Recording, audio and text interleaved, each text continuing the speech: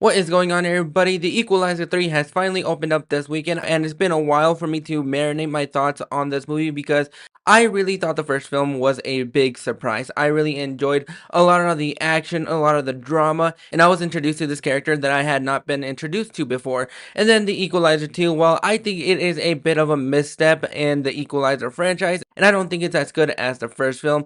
I thought it was a pleasantly surprising little enjoyable film. It went in a different direction than I was expecting it to, that I was really satisfied in, and left me disappointed in a couple of things. And with the Equalizer 3, we find Robert McCall at home in southern Italy, but he discovers that his friends are under the control of the local crime boss. McCall now knows what he has to do, and that is become his friend's protector by taking on the mafia. So we have Antoine Fuqua coming back as the director, and Denzel Washington coming back as Robert McCall. Plus, you also have Dakota Fanning as Emma Collins, which brings us to a Man on Fire reunion between these two, which kind of seems poetic because even though these are two different films, it kind of feels like a full circle thing. And with this being the last film in the Equalizer series, and really the only trilogy Denzel Washington has made that I know of, it kind of has that full circle thing that I really enjoyed. And seeing those two was a bit of a novelty to see on screen. Starting off with a couple of things that I really enjoyed about this movie is the direction that they took.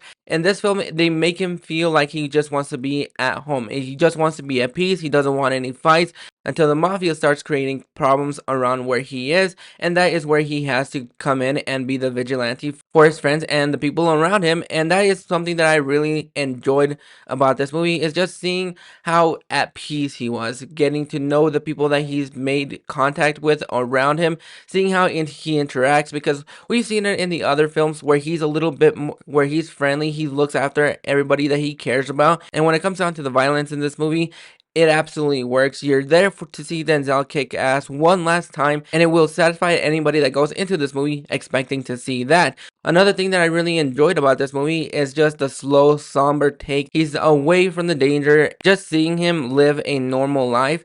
I think it's what makes this character feel at ease, is the fact that he's not surrounded by a lot of people trying to take him down. This is really more him trying to move on with his life, and this movie takes the same beats that the second one took, where it doesn't do the sequel thing, where it just has a lot of callbacks to the first film. There is a line in this movie that is a callback to the first film that I really enjoyed seeing, but that's just for me personally. If you had not seen the other two Equalizer films, then you wouldn't be lost at all, because that's what the Equalizer 2 to a degree kind of felt like as well. The villains in this movie are hit and miss for me. I kind of enjoy their presence, but at the end of the day, they really didn't do much for me. Dakota Fanning is in here as Emma Collins. She is a dispatch for the CIA.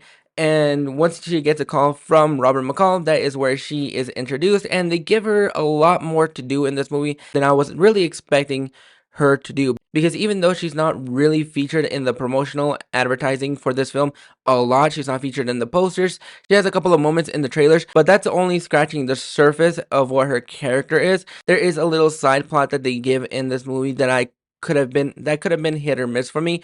It didn't really do much for me. I just really wanted to see Robert McCall be at peace, and I was really curious to see how they were going to end his story, and I think they ended his story as perfectly as you possibly could, giving us a really nice ending to this franchise. Half of the time, I didn't know if I was enjoying this movie because it took me a while for me to get into this movie. But once the movie started getting going and you get introduced to these new characters and you see some of the reviews here and there, it ends the trilogy in a really satisfying way.